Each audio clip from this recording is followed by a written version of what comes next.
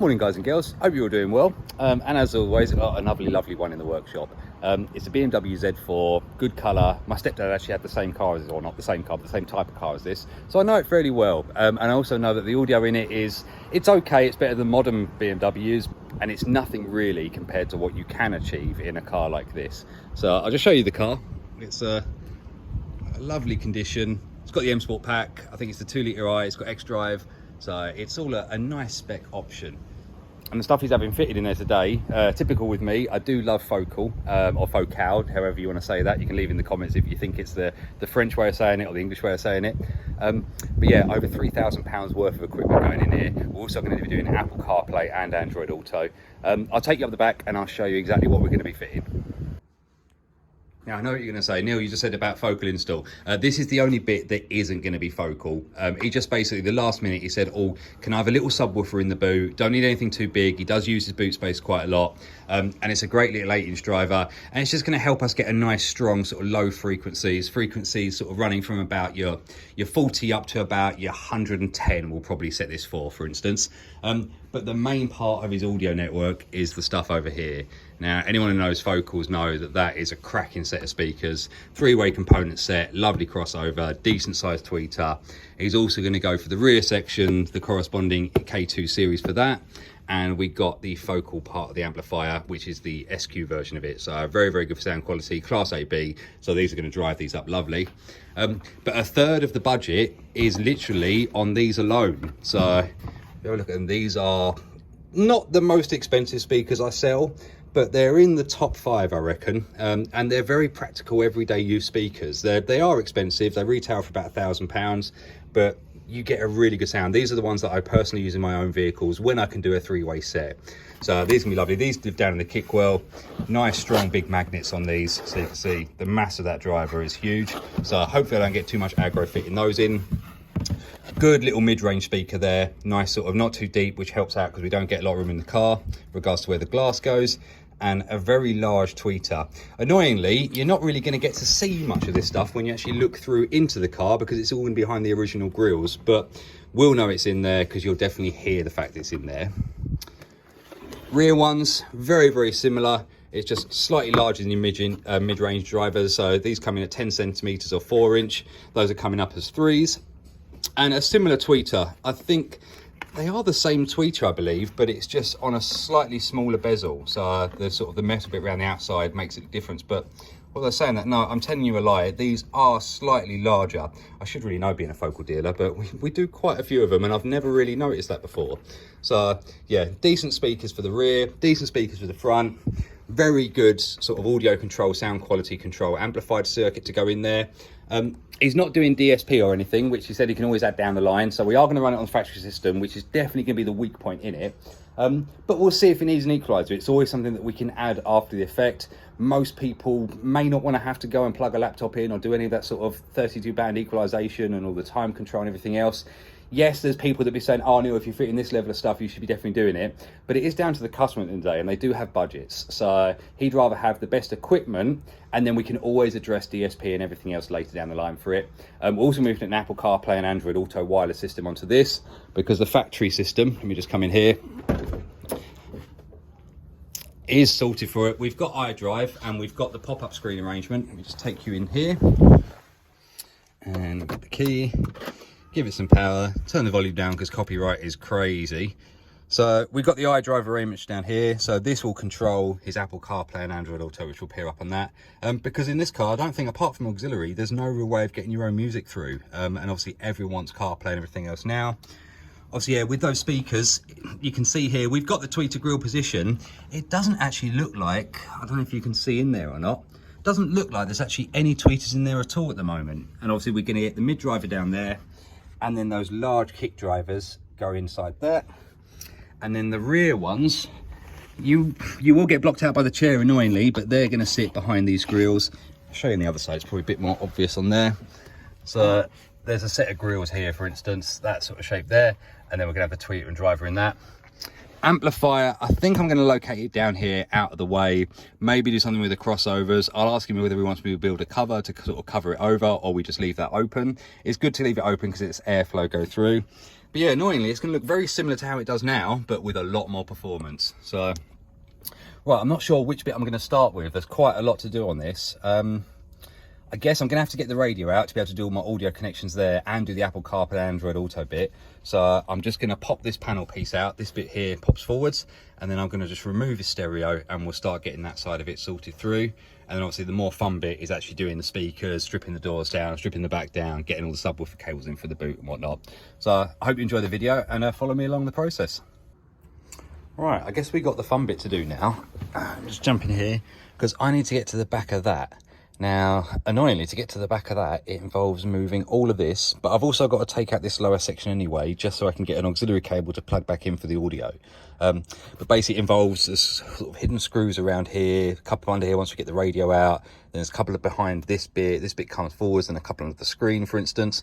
But I'm going to take the roof down so I get a bit more light in here and I can get a bit more freedom and whatnot. But I think personally, this has got one of the nicest style folding roofs, the mechanism on it. So I'm going to put you up there so you can have a watch of it. And yeah, let me know if you think this is one of the sexiest ways that a roof can be taken down and put into the boot. I'll show you in a sec.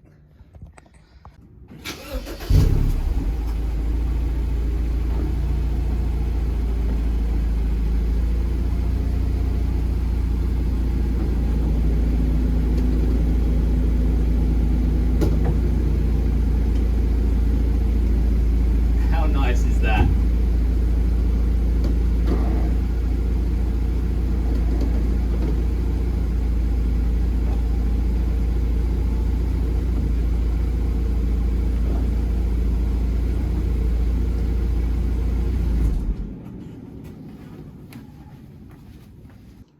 Right, this is the wireless Apple CarPlay and Android Auto we're going to be using, made by XCarLink, nice little unit, works in the exact same way as a lot of them do, intercepting basically the video signal between the original stereo and the screen, basically runs in and out of this when we're not using the system, and then when we are using the system, it generates its own video signal and sends it up to the screen. Right, so let me strip down some bits and pieces in there, and you'll see it with it all opened up. Right, as you can see, we've done a fair bit to it. This all has to come out essentially to get to the bits we want to get to. And the funny thing is, I don't know if you can see down there, I'll get a torch in a second. We've actually got a drive shaft down there. So if you are doing this, make sure you don't drop anything down there, because that would be fun and games to retrieve anything. But basically all this is to get behind here so that we can get to the plugs, the purple ones there, so we can do the wireless CarPlay and Android Auto. Really frustratingly, although I sent the supplier all the images of like the iDrive and the screen and everything else, they've actually sent me down the wrong kit, so I'm gonna have to wait for that one to turn up. So I thought I'd come over to the door cards and start dealing with this, and obviously this bit's already taken out. But you probably remember I mentioned earlier in the video about the fact it didn't have tweeters. Now, there's going to be a big issue with that in the fact that we've only got one set of speaker wires coming up to feed this. Now, we're going to need two because they all run separately. I'm not going to put the crossover in here because the crossover's also got to communicate with the speaker down there. So now I've got to do the fun and games of taking this panel off, or taking this plug out, should we say, and trying to get another set of speaker wires through just so we can feed our tweeters separately. It is a very easy door card to come off, to be honest. We've got a pop cover there. His cover was already missing for that, sadly. I don't have any replacements of those. And you've got two screws here, and you've also got a hidden one behind that little bit there. So if you are taking this off, make sure you get that one out, and then essentially you should have 4 of them running across, and the rest of this whole thing is just pop clips. So I'm going to get the speaker out of here in a second, and then I think I'm going to 3D print a new mount for it to hold up because it's got the 3-pin arrangement, but I'll probably show you that a bit later on when I get home. Right, so I'm now going to go ahead and strip that door down, so we've got it in the same position and we've got the speakers out. I'm going to have to wait for all this bit to come tomorrow, unfortunately, so I can do my CarPlay unit, and we'll move forward from there. But yeah, it's going okay. It's a nuisance when things aren't right, but that's the nature of cars. You can't get every different product in right, essentially. So right, I'll chat to you in a sec. Right, I thought I'd just show you what the plan is going to be with our main drivers that are going to be down the front. Now these live down in the kick panels, and at first glance they look very similar, but if we come down the side you can see the magnet difference. So tiny baby magnet, really good strong magnet. So depth-wise, you can see we're not a million miles out. I'm going to build a speaker ring up because these have got sort of like an offset pattern. So basically we've got thinner bits there and thicker bit there. So I'm just going to build a speaker ring that's going to enable me to achieve that. Just cut it out of MDF, spray it black, and then get that in position. And then obviously we just got to do the rest of the sound editing work and things down there, because these are sort of our like main party piece with regards to our mids and our sort of heavy notes. So we really want them to be solid. Thankfully the metal down there is very strong anyway. So let me get those rings made up and you'll see those in a sec. Right, and that's those rings I was talking about. So you can see it just adapts that size over. And obviously then once we get our fresh speaker in there and we lift that up, we've now got mounting positions. Obviously just have to countersink the holes down just so the screws go underneath. So I'm going to put a bit of sound ending on the back of this so it sits nice and flush against the metal work on the car. And that'll be that bit sorted. Right, well we may as well, I think we're ready to get those in. Right, you can probably see there, that's given us a nice flat surface now to get our speaker mounted up onto. Got some sound ending inside the hole there for the back of it, and obviously just extended that over the lip there. This metal is very solid anyway, to be honest. It doesn't really need it. This is real tough, solid skin here. So, but it's just nice, obviously, to know that it's in there, and the customer knows it's in there, which is the main thing. And this cable here is our extension. So I've got that cable through that original seal. Just bought some extra wires up there for your tweeters. Obviously, we're going to use the factory harness essentially for our main mid drivers. And then that cable there will run to the back of the vehicle and connect up to the crossovers. So, right, let me get the speaker in, then I can put this panel back in. And that's sort of this corner bit nice and done. Just got to repeat the process on the other side. And that's the front driver's done. All right, I've got that all in. And now it's all looking smart, all nice. Get the cover back over, and that's that bit done. Right, I know it still looks like it's in a lot of bits, but we are getting there. So we've got all the speakers in, we've got extra wiring run through for the tweeter bit. Those cables will be run through to the back now. All I've got to do is go home and 3D print those adapters for those speakers. So we'll leave the doors like that at the moment. They're not just resting, they're actually pinned back in. Nice little trick, you can put the pop clip back here. I don't know if you can see that top one there, the blue one, and actually hold that back in position there so they won't go anywhere. I think I'm now just going to take off the rear grille and see what we've got going on behind there, in case I have to do some 3D print for that as well. So let's get that out and have a look. All right, so that's what's living behind the grills. And as you can see, we have got the tweeter position, but no tweeter cut out. So I'll have to make that cut. And then we've got a similar sort of three-way arrangement on the speakers over there. The 4-inch axial will fit in. Let me take you on the other side.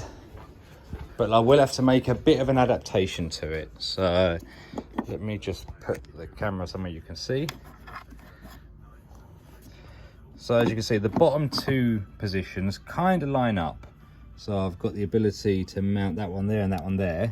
And what I'll have to do is cut off the top two and then just sort of like a third position mount piece up here somewhere, sort of like an overlapping washer or something, just to pin that back in. These don't produce a lot of bass, so I'm not too worried about if they're going to have to move around too much. And obviously then just got to make a nice cut in there to get rid of that plastic so we can get the tweeter in there. So should be all right. Not the easiest, but not the worst. Right, so that's how the rear speaker comes out. I do think the orange cone looks absolutely fantastic on speakers. It's just a shame that when we get that grille back on, you're not going to be able to see it, but at least it will sound the part. So, right, just got to get this side in, and we are done back here. Right, just back at home now, and I've just quickly catted up some of the rings to hold the mids onto the door bits where we've got those weird 3 speaker connection pieces, 3 speaker mount pieces, you should say. And you can probably see the 3D printer there. Sorry, the light's a bit low, but yeah, that's going to print them out. And in about 4 hours or so, we should have our completed rings. So I'm going to let them run through the night and see how they are in the morning. Right, happy to report that they came out all good. So you can just see just very simple plastic fits. And that's going to enable us to just mount up those speakers nicely in those 3 pin positions. So, all right, let's get those in the door. All right, and that's the outcome of that. As you can see, nice solid mounting and good to go. Right, I thought I'd just bring you back here and show you. That's where the crossover is going to mount. Very, very important, obviously, for the 3-way components to separate all the right frequencies. And then over there, that tiny little box there, you can see that's our original amplifier. We're going to use that to drive a line-out converter. He's not doing DSP or anything in this one, which is a bit of a shame, but it is a bigger cost. And I think for what he needs in this setup, it's just going to sound lovely considering how basic his original system sounded. So yeah, we've got the crossovers mounted up there. Just got to get those wired up, and then we'll mount the amplifier and then just do the subwoofer box. And I think we're ready to go. Right, and that's all back in now. It's kind of a shame because you can't see the cool crossovers which are hiding behind here. Obviously you've got the wiring just prepped down there for the little subwoofer box going back here. And then SLI 4.2 is just hiding behind that bit. I think the last thing to do now is just wire up the amp. I'm going to put that on the back seat, or behind the back seat, not actually on the back seat itself, just behind the chair on the passenger side. Get the sub box in and we are good to go. Not sure if I've shown you that, but it's a lovely little option to go for. Ported box that does produce a lower frequency because it is only an 8-inch, but it has got a really nice punch. Amplifiers all built onto the back of it, and obviously one of the problems with these cars is to get the roof down, you've got to have this parcel shelf piece in here. Now, as you can see, we've only got about an inch clearance on that, so any bigger box won't fit nicely. Obviously, you could do the custom box and everything else, but this is a great little solution just to drop it straight in. And like I say, you don't actually lose too much of your usable boot space, and you can then still get to your battery tray and everything else underneath here. So just thought I'd give you a view of that. Right then, I think we're all in. So everything's back on, door cards, back bit. It's really sad really because you can't see any of the good stuff he's got. Well, apart from, I guess, if you flip this chair forwards, you'll be able to see the amplifier down there and a nice blue glow light. So obviously you can see that's just wired up. That's the only real bit of it. In the boot, obviously you'll see the subwoofer box. I'd say once you come around to have a look at the speakers, you can probably just about make out those K2 yellow cones in there. And the same, I guess the tweeters are fairly obvious. So obviously I didn't show you that, but yeah, tweeters obviously just go up in there. But yeah, nothing down there. These bits, thankfully, you can see. So at least the customer knows I'm not getting him something different. So, CarPlay stuff, let me just bring it around here. Really simple. On this particular one, just hold down the menu button and the screen flips over. And then obviously we can then use CarPlay, Android Auto and all that goodness.